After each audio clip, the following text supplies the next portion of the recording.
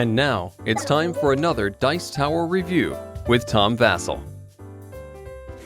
Today we're taking a look at a game called Ark, The Great Race. Apparently, in this game, there's not one Ark, but there is up to 6 of them. And you're racing to get the most animals on your Ark. Now, this box looks like a big, shiny red box, but inside the game there's some really neat components. Let's look at them!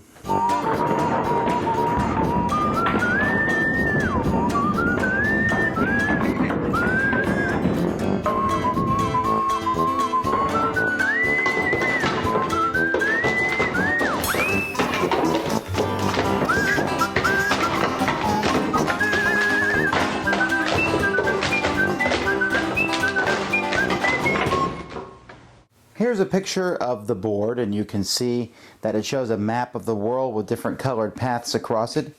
Each player is going to get an arc kind of thing. Basically, it looks like this. You put the arc here. Oops, that's the purple arc. You put the arc in your proper thing, and you'll put this in front of you. Basically, you have an arc, and there's a spot here in the front to put a card to show that if you've been damaged, and there's a spot here to collect your other cards as you go throughout the game. And so each player is going to get one of these arcs. There is arcs in 6 different colors. They come in a nice plastic insert that fits them all inside the box. There's also each player will take a Noah. Apparently everyone is called Noah here. But they take a Noah of their color, and they're going to place them on their starting space. Each Noah starts on a different starting space over the game. So the purple one starts over here, and the red one starts in this corner. Now, gameplay is very simple. On your turn, you're going to roll 2 dice and move the amount that you have rolled. Now, when you're on any given space, it will show you arrows as to which space you need to move to next. But sometimes, if you can see this place here with the orange spot there, the start space, when you get to those spaces, you have a choice. You can see there's 2 arrows coming from the orange, so I could go this direction, or I could go the other direction. And so I move along this direction and up here, and then there's only one path, so I continue along down here. But once I get to this spot, you can see there's 3 different directions that I can take. If you roll doubles when rolling the dice, then you have to, you get to, I guess, roll again. But what happens when you land on the different spots? Well, the different color spots are pretty simple. When you land in a color spot, you are going to take a card of the matching color type. And you can see that there are 7 color types here. This doesn't count. There are 7 color types. And you'll simply draw the top card. And you have to tell everybody what kind of animal you just got. You don't have to tell them any other information about that. So you can say sloth. I don't have to tell them it was a female sloth. I just can say sloth. Now, in the advanced version, you can just make the sound, ay, ay, ay, or say one of the facts about it instead of saying the animal, but that gets difficult. And then you will put that in front of you. You don't actually get to put it into your arc yet because you need pairs of animals. Everyone knows that Noah had the animals come 2 by 2. So later on, I'll get a jaguar from that same color. And then later on, I'll get a boa constrictor, also female, from that color. And then later on, I'll get a spider monkey. Now, this card's a pair. I don't have to match it with male or female. So that one I can place directly into my arc. And I can do that at the end of my turn as long as I have a pair of animals. Here's an alpaca. That's a male. Still not very good yet. A boa constrictor. Oh, that's a pair. I can put that one right into my boat. Drawing another one. Oh, a jaguar. Oh, that's a pair. See, the pairs are the best cards to find because you put those in your boat automatically. But what you're often trying to do is most of the time, you're trying to find the male and female of different ones. So, for example, here, I have a cotton top tamarin and a male and a female. Once I get both of those, I can put them in my boat.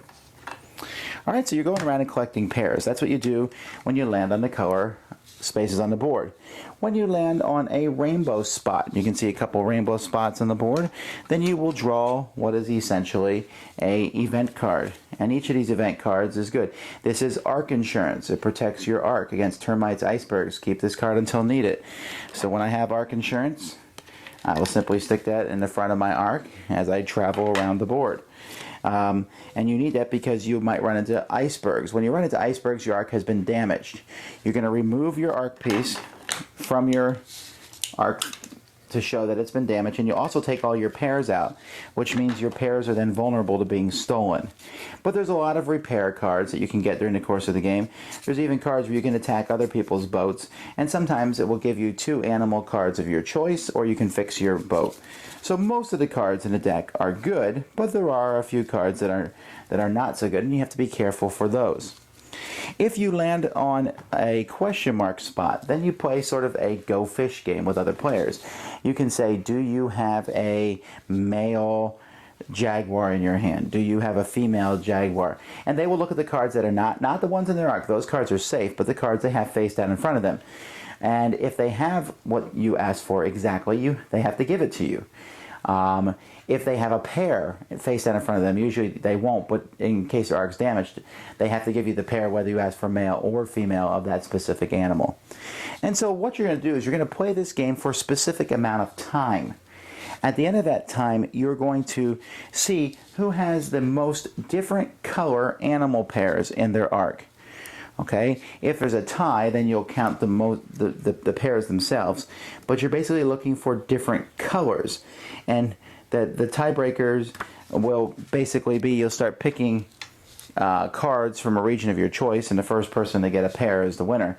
But you're trying to get multiple, so you have to go all over the world, because if you notice the different colors are in different spots. And that's how you play the game. Get the most pairs, and yay, you have rescued the most people, and I guess you're the real Noah. All right, Ark. Well, here is my opinion on it. Ark is simply a roll and move game. It's beautiful. It has neat things, teaches you about animals. You can even play an advanced version where instead of asking for an animal, or when you tell someone you got an animal, you just tell them something about the animal and they have to guess. Okay, great, educational. It looks great, but it's just a roll and move game. You're rolling dice and moving, so I don't think it's that fun, and I think my kids agree with me. What do you think of this game?